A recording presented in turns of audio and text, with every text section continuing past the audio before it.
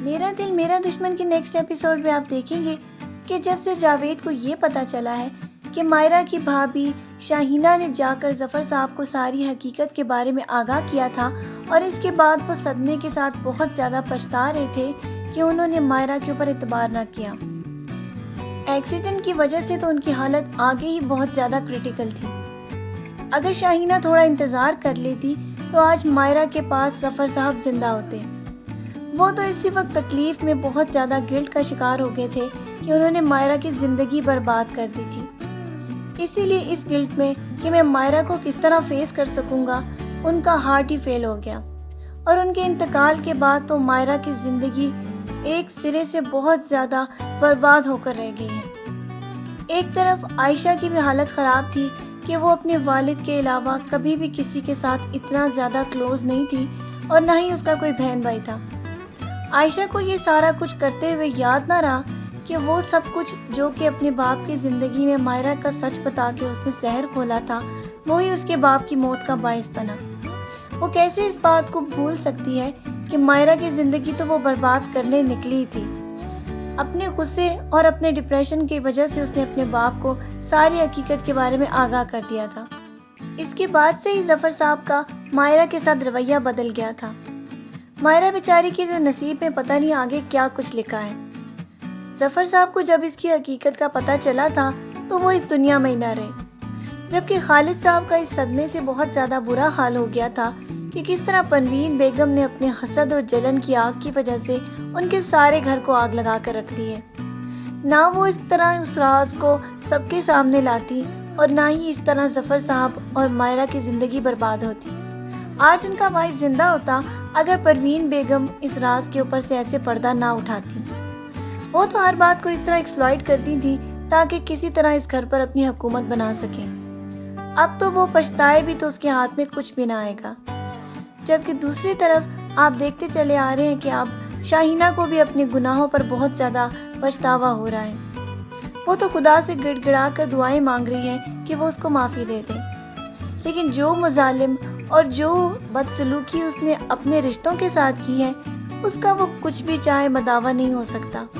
جو سلوک اس نے مائرہ اور اس کی ماں کے ساتھ روا رکھا تھا، اب وہی مکافات عمل اس کے سامنے آ گیا ہے۔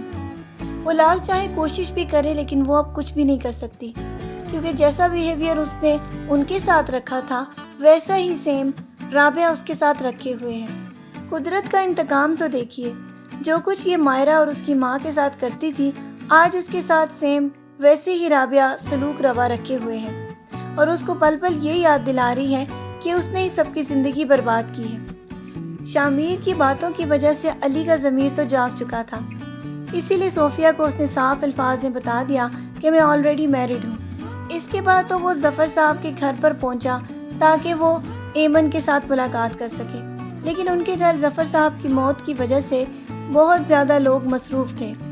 اسی وجہ سے وہ ڈر کر گھبرا گیا کہ کہیں ایمن کو کچھ نہ ہو گیا ہو۔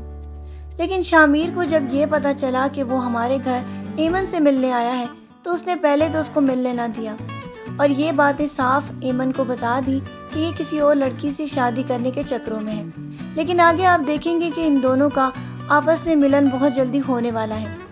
لیکن پروین بیگم تو اب مائرہ کے پیچھے ہاتھ دھو کر پڑ جائیں گی۔ جب بھی وہ شامیر اور مائرہ کو آپس میں ایک دوسرے کے ساتھ دیکھیں گی تو اس کے بعد وہ اس کو بہت ساری باتیں سنا دیں گی۔